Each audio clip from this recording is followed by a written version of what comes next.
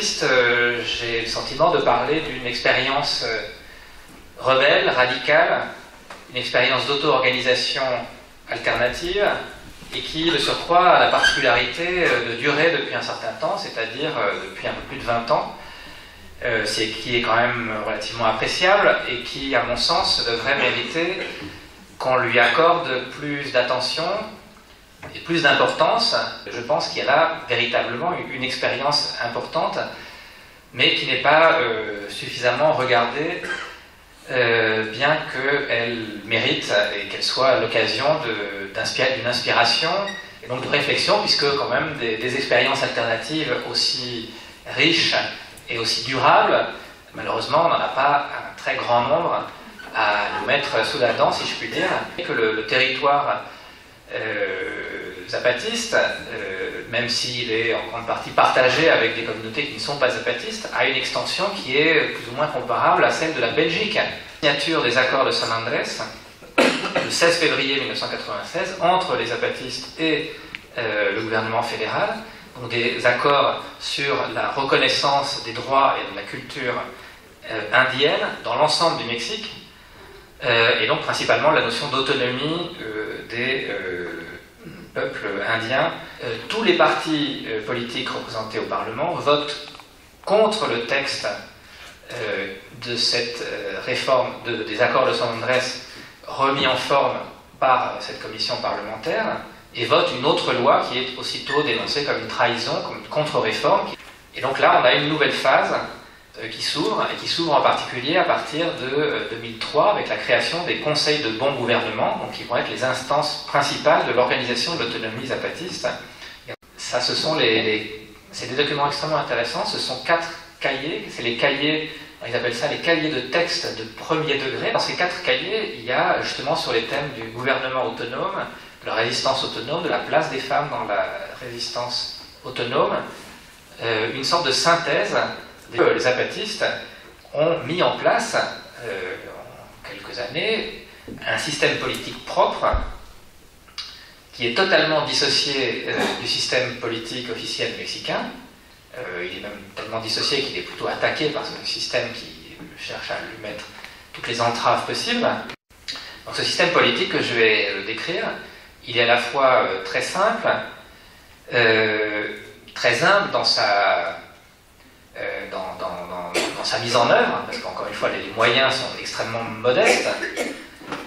La très grande diversité de fonctionnement d'une zone à l'autre, d'une commune à l'autre, fait qu'en fait on ne peut pas en proposer un tableau général simple. C'est ça l'autonomie, chaque commune, chaque zone peut prendre sur un certain nombre de points, et de fait le fait, faire des choix qui ne sont pas forcément ceux que la commune voisine aura décidé. Il y a quand même 3 niveaux d'organisation. Il y a celui de la communauté, celui de la commune et celui de la zone.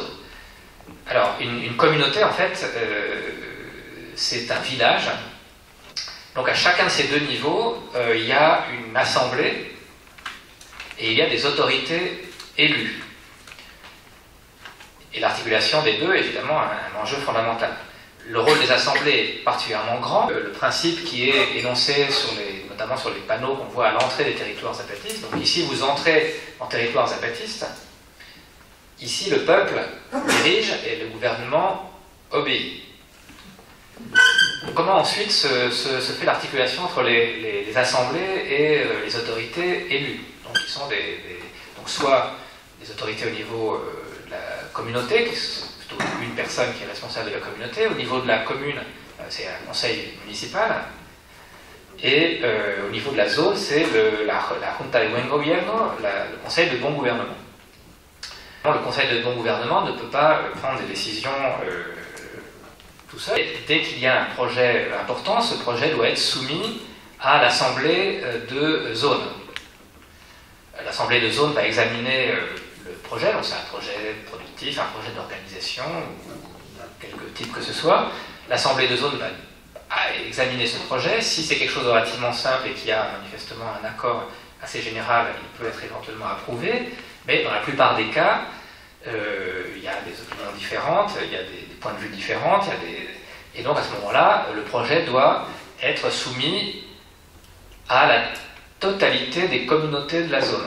C'est les responsables de chaque communauté qui doivent donc, qui ont la responsabilité de soumettre ce projet à la discussion de chacune de leurs communautés. Et donc, à l'assemblée de zone suivante, ils vont rapporter les éléments de cette consultation, les opinions, les critiques, les approbations.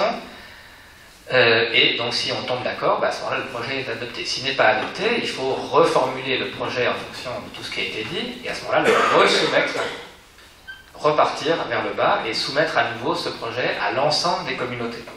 Donc on peut avoir plusieurs allers-retours entre le niveau de la zone et le niveau de la communauté, jusqu'à ce qu'un projet puisse être considéré comme suffisamment discuté pour avoir une chance d'être mis en pratique avec la conviction, l'assentiment d'une large majorité de la population.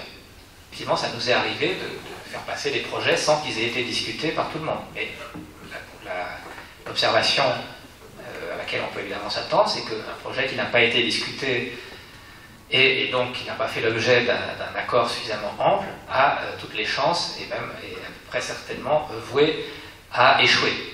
Donc le temps qui est investi dans ces mécanismes de prise de décision qui sont effectivement relativement complexes sont la condition pour qu'ils puissent fonctionner effectivement et positivement pour tout le monde. Les fonctions des autorités est également très importante. Ce sont des charges, ils appellent ça des cargos, des charges. Évidemment, il n'y a aucune rémunération, ni aucun avantage matériel associé aux fonctions d'autorité, à quelque niveau que ce soit. Du reste, il n'y a pas de campagne électorale qui sont au Mexique d'ailleurs particulièrement coûteuses. Donc les différences avec le système officiel, c'est même pas la peine d'y insister. En général, donc, ce sont les communautés elles-mêmes qui proposent des candidats. Personne d'ailleurs n'a très envie de s'y coller. Et ce qui fait aussi que, même si évidemment on peut penser que les communautés vont chercher à désigner ou à proposer comme candidats des personnes qui sont jugées fiables, qui ont gagné la confiance de la communauté elle-même, lors d'activités antérieures par exemple, bien souvent ce sont des gens qui considèrent eux-mêmes qu'ils n'ont aucune compétence particulière. Ceux qui assument ces charges sont des membres ordinaires des communautés et il est absolument indispensable qu'ils le restent pendant leur charge et de surcroît si ensuite ils vont occuper d'autres charges. Il y a tellement de responsabilités collectives qu'effectivement on a de bonnes chances, une fois qu'on est entré dans cette chaîne des charges collectives, de s'en voir attribuer d'autres après la première. Ceux qui ont été élus dans les conseils de bon gouvernement en particulier insistent sur le fait, mais voilà, on nous a désignés, mais on n'a absolument aucune idée de comment on va faire ce travail, comment on va s'en sortir. Et c'est quelque chose qui ne doit pas être pris comme négatif ou comme un handicap, mais au contraire comme fondamental dans cette idée d'une autre politique. Une autre politique qui est fondée sur l'idée d'une déspécialisation de la politique, qui ne doit pas être du tout quelque chose qui serait réservé à des spécialistes, mais qui au contraire se diffuse, et qui est une pratique qui doit se diffuser dans la collectivité. Les autorités reconnaissent qu'elles ne savent pas comment s'en sortir, qu'elles vont être amenées à consulter, à écouter leur communauté et la population de leur région de manière générale, pour apprendre d'eux. Donc ils expliquent, nous comme autorité, on est là pour apprendre du peuple et qu'il nous guide pour essayer de trouver, de parvenir à prendre, toujours collectivement d'ailleurs, les décisions les meilleures pour tout le monde. La déspécialisation de la politique, comme ils disent eux-mêmes, les membres des conseils de bon gouvernement sont des spécialistes en rien et surtout pas en politique. La construction de l'autonomie, c'est pas une question de grande théorie, enfin il y a des enjeux théoriques si on veut, mais c'est une question éminemment pratique qui consiste à trouver des mécanismes concrets, surtout éviter cette séparation qui menace toujours entre ceux qui ont la charge de gouverner, même si c'est pas un temps très bref, puisque c'est des charges de 2 ou 3 ans, et le reste de la population. Et donc c'est pourquoi le mode de fonctionnement des conseils de bon gouvernement se fait par rotation, c'est-à-dire qu'il y a plusieurs équipes de délégués au conseil de bon gouvernement qui vont se relayer par période de 10-15 jours selon les endroits pour pouvoir le reste du temps retourner dans leur village, retrouver leur famille, continuer à vivre avec leur famille, s'occuper de leurs animaux, de leurs terres, etc. Et donc continuer en quelque sorte à vivre la vie commune, la vie de tout le monde. Et donc il y a quand même des instances de contrôle, une commission de contrôle, notamment pour ce qui concerne les comptes. Et les mandats évidemment sont aussi révocables à tout moment. Et donc ça c'est aussi un point évidemment fondamental dans la conception d'une délégation de pouvoir qui cherche à échapper à ce risque de dissociation. Il y a toujours, c'est ça l'autonomie, en fait c'est ça la lutte de l'autonomie. Comme ils disent eux-mêmes, l'autonomie n'a pas de fin. C'est une forme politique qui par nature ne pourra jamais être achevée. Et on n'aura jamais fini d'une certaine manière de lutter contre ce risque de séparation et donc d'inventer toujours des nouveaux mécanismes pour déjouer ce qui pourrait advenir malgré la bonne volonté des acteurs, malgré et aussi peut-être à cause de la routinisation que les mécanismes qui ont été décidés initialement, la routinisation dans laquelle ils peuvent être pris. Donc il faut toujours de l'inventivité. Il n'y a pas de modèle politique et il n'y a pas de fin, il n'y a pas de forme achevée, parfaite de l'autonomie. Et il n'y en aura jamais. Donc ils ont mis en place un système de justice autonome qui est rendu aussi bien au niveau de la communauté, au niveau des communes et au niveau du conseil de bon gouvernement. Donc c'est aussi assez complexe parce qu'il y a 3 instances possibles qui vont rendre la justice. Elle est rendue donc par les autorités municipales, celles du conseil de bon gouvernement, sur des principes complètement différents de la justice officielle et de la justice propre aux États modernes occidentaux. C'est d'abord une justice de médiation fondamentalement, donc qui cherche un accord entre les parties, ce qui parfois peut choquer un peu notre propre logique, habituée à tout autre fonctionnement de la justice. Et c'est une justice qui essaye d'éviter la prison. Il y a une critique de la prison radicale chez les zapatistes, qui est intéressant, qui évite les peines monétaires et qui essaye de s'en tenir à des peines principalement de restitution et, quand c'est pas possible, en travail, soit d'intérêt général de la communauté, soit au bénéfice de la famille des victimes. Les non-zapatistes ont souvent tendance à y recourir ils ont de bonnes raisons, puisque quand on voit le degré de corruption et d'incompétence aussi, et surtout de corruption de la justice mexicaine, et leur ignorance aussi des réalités spécifiques des communautés indiennes, il y a quelques raisons à ce choix. Donc les zapatistes, au cours de cette décennie, ou ces 2 décennies, ont mis en place, à partir de rien, encore une fois avec très peu de moyens, un système autonome qui permet de donner au moins une éducation primaire à l'ensemble des enfants des familles zapatistes, parfois de non-zapatistes aussi, qui font ce choix. Simplement dans une zone, la zone de Los Altos, en 2013, ils ont construit 150 écoles primaires. Il y a 500 promoteurs d'éducation, qui s'occupent d'environ 5000 élèves. Donc ça, c'est dans une des zones. Il y en a 5, donc il faut multiplier ces chiffres par 5. Ça veut dire construire un système éducatif, ça veut dire construire les lieux, les écoles, mais surtout fondamentalement construire le projet pédagogique de ces écoles, former les enseignants, qui s'appellent des promotores de l'éducation, ce qui n'est pas une mince affaire. À quoi s'ajoute la construction d'un système de santé, puisqu'il y a donc aussi un système de santé autonome qui fonctionne, avec des agents de santé dans les communautés, des microcliniques au niveau de chaque commune, et des cliniques de zone plus importantes, où la plupart des spécialités médicales sont représentées, qui fonctionnent donc dans chacune des 5 zones. je voudrais souligner l'idée centrale de la logique de l'autonomie, qui a été, à mon avis, résumée parfaitement par l'une des maestras de la petite école zapatiste, la maestra Eloisa, qui, donc, dans ses explications, nous a à la fois expliqué les réalisations concrètes et a tiré des conséquences, on pourrait dire, de théorie politique qui sont tout à fait remarquables. Le point central, c'est une phrase qu'elle a pu dire à ce moment-là: ils ont peur que nous découvrions que nous pouvons nous gouverner nous-mêmes. C'est ça fondamentalement la logique de l'autonomie.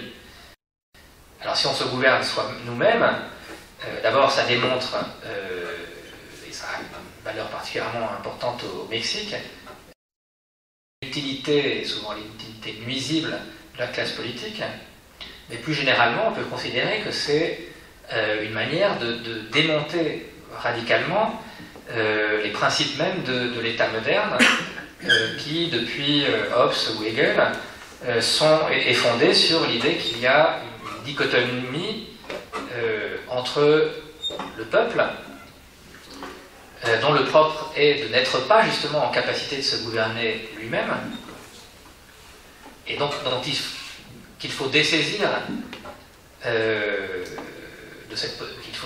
de cette capacité, simplement en déclarant qu'il ne l'a pas, pour remettre dans les mains d'une catégorie d'experts, de fonctionnaires, d'experts autoproclamés de la chose publique, qui sont eux ceux qui sont supposés détenir cette capacité de gouverner. Et donc l'autonomie, c'est rompre avec cette logique de dissociation. Donc on peut considérer qu'elle s'est maintenue sous différentes formes, plus ou moins autoritaires, plus ou moins, ou sous des apparences plus ou moins démocratiques. L'idée même de l'autonomie, c'est le fait de chercher à faire prévaloir une politique qui échapperait à la forme État.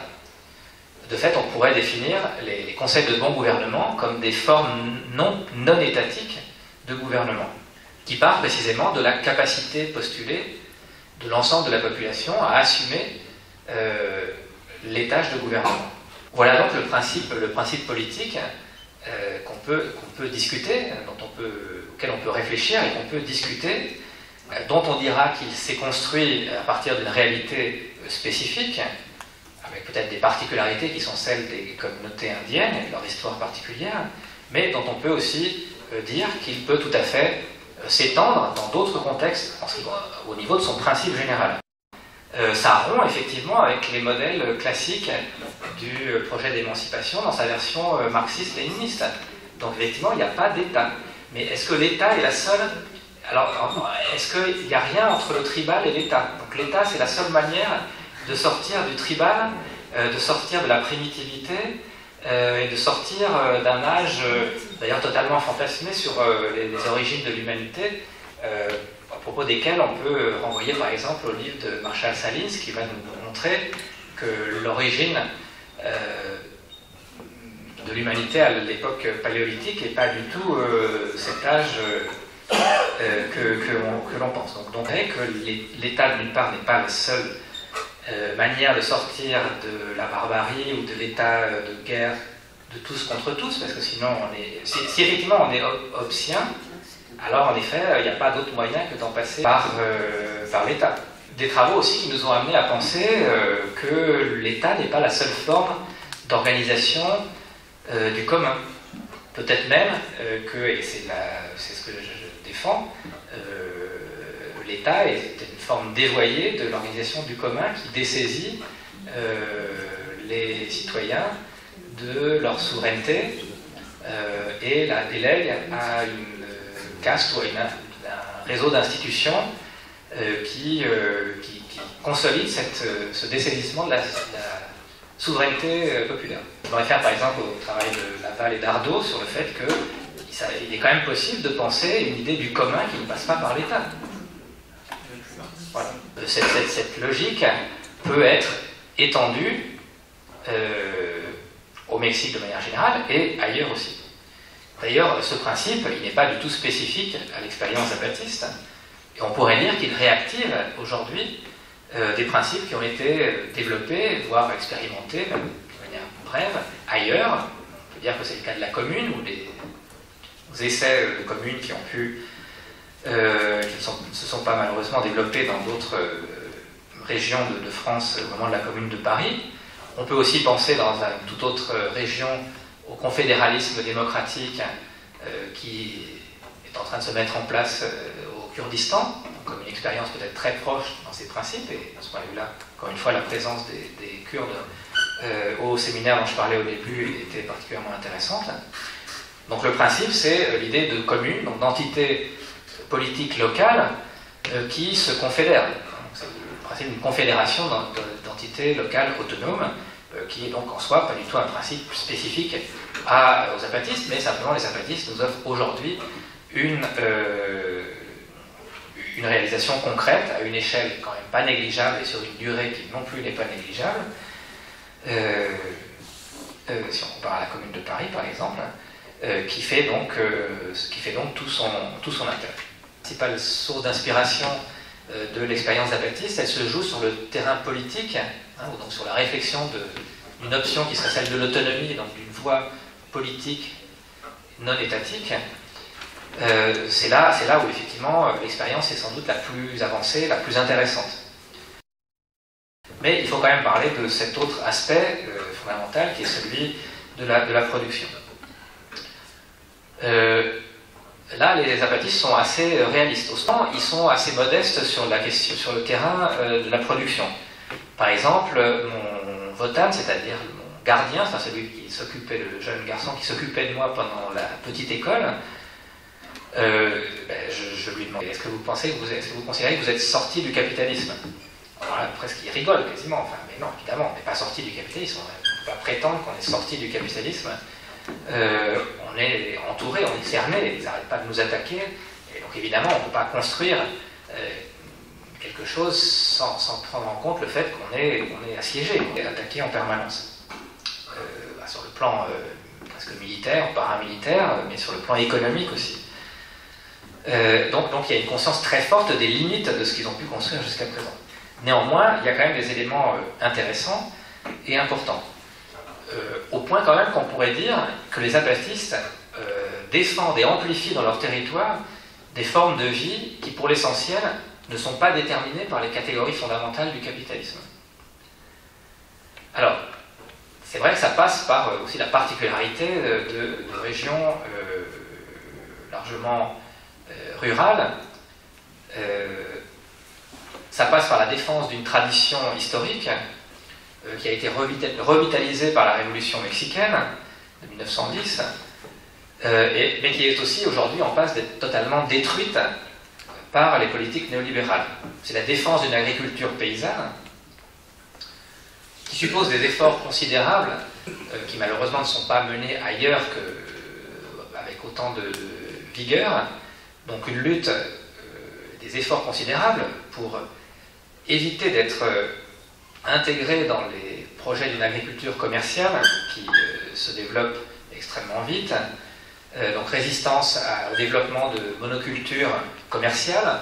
Alors les gouverneurs du Chiapas, il y a des modes, chaque gouverneur essaie d'implanter, donc c'est la palme africaine, les biocarburants, etc. Donc les modes passent aussi très vite, mais bon, c'est un phénomène qui se développe très rapidement au Chiapas et de manière générale au Mexique. La résistance aux OGM, la défense des semences natives, la résistance aux méga-projets productifs, que ce soit les projets miniers, que ce soit les barrages hydroélectriques, les autoroutes, les grands projets touristiques. Tout ça sont des attaques concrètes contre les modes de vie, les territoires des communautés indiennes zapatistes, indiennes non zapatistes aussi, et aussi de très nombreux autres peuples indiens dans l'ensemble du territoire du Mexique, l'ensemble de ces luttes d'ailleurs étant fédérées au sein du Congrès national indigène auquel participent les zapatistes, et donc qui essayent de créer ces liens entre de très nombreuses résistances des peuples indiens à l'avancée de tous ces projets et la marchandisation capitaliste de manière générale. Ça suppose une défense des terres communales, aussi ce qu'on appelle au Mexique les terres ejidales, donc c'est un mode de propriété sociale donc qui suppose une possession collective et un usage familial des terres, une gestion collective quand même de ces terres. Mode de propriété sociale qui a été remis en cause par les réformes constitutionnelles néolibérales dès les années 90, avec une mise en place croissante des formes de propriété privée. Le traité, l'ALENA, le traité de libre commerce d'Amérique du Nord, a fonctionné comme une arme de destruction massive contre la paysannerie mexicaine. Et donc c'est face à cette situation que les zapatistes et d'autres populations indiennes ou non indiennes sont engagés dans cette résistance pour maintenir donc une agriculture paysanne traditionnelle, qu'il ne s'agit pas simplement de maintenir telle qu'elle, mais qu'il s'agit d'amplifier, de revivifier. Et donc un autre aspect qui est très important du point de vue productif pour les zapatistes, c'est le fait qu'en 1994, donc, il y a eu une récupération très importante de terres, des dizaines et des dizaines de milliers d'hectares ont été récupérés. Ces terres ont permis la mise en place de nouveaux villages, mais surtout la mise en place de travaux collectifs, donc de culture, principalement de maïs, et donc ce sont les travaux collectifs réalisés par l'ensemble de la population qui assurent le fonctionnement du système politique. Même chose pour l'éducation. Donc les promoteurs ne reçoivent aucun salaire, ils vivent grâce à l'engagement de la communauté dans laquelle ils travaillent, d'assurer leur subsistance, c'est-à-dire donc de leur fournir les aliments nécessaires, soit en leur fournissant en nature, soit éventuellement en s'engageant à travailler leurs terres dans les cas où il s'agisse de promoteurs qui disposent eux-mêmes de parcelles.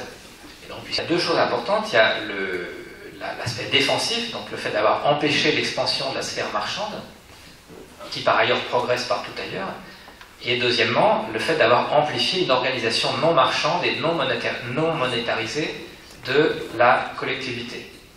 Il a donc été possible de constituer un système propre de gouvernement, de justice, de santé, d'éducation, sans recourir à la forme salaire et de manière très largement démonétarisée.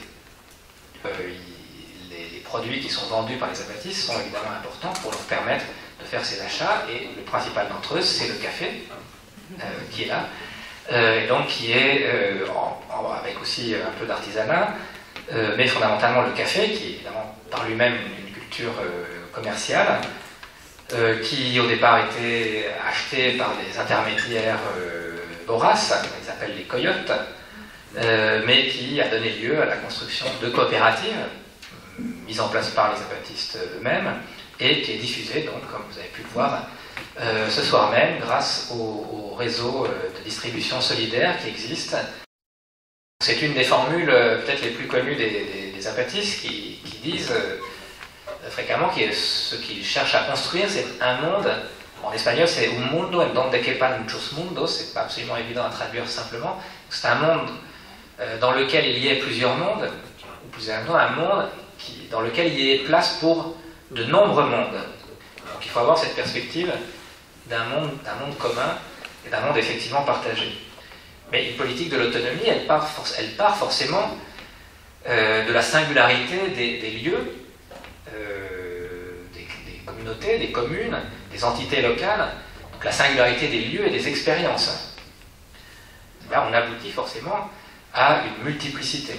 La reconstruction d'un projet émancipateur, et bien effectivement, il doit sortir des cadres de l'universel tel que l'a conçu la modernité, et il peut de fait être fécondé par des expériences qui se situent en dehors de ce cadre.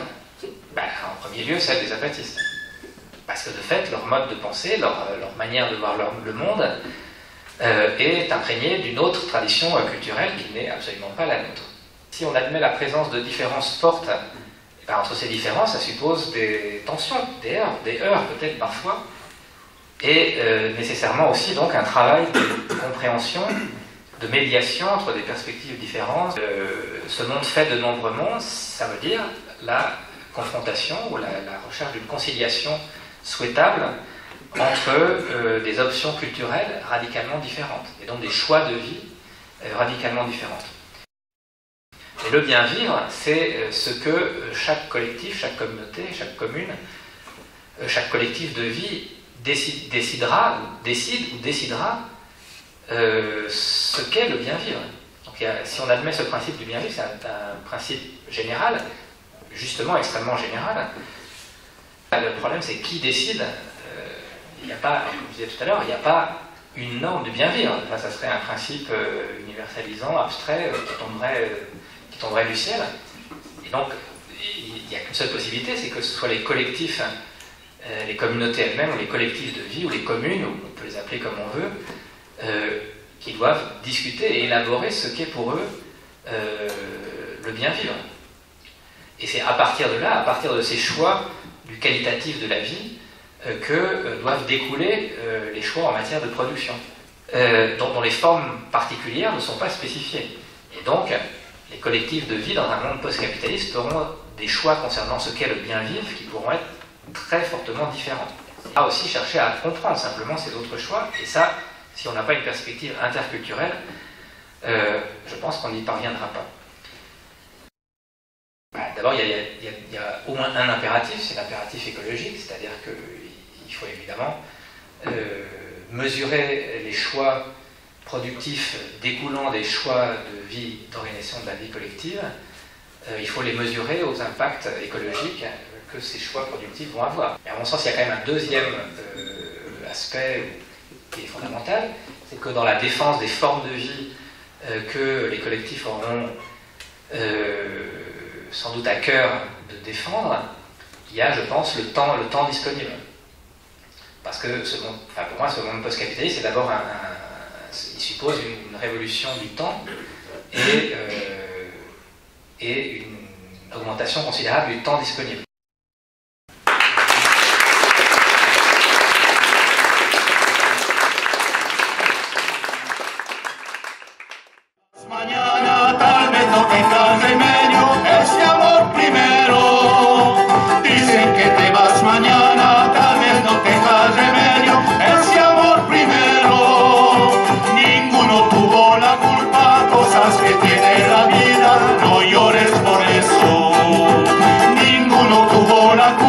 Cosas que tiene la vida.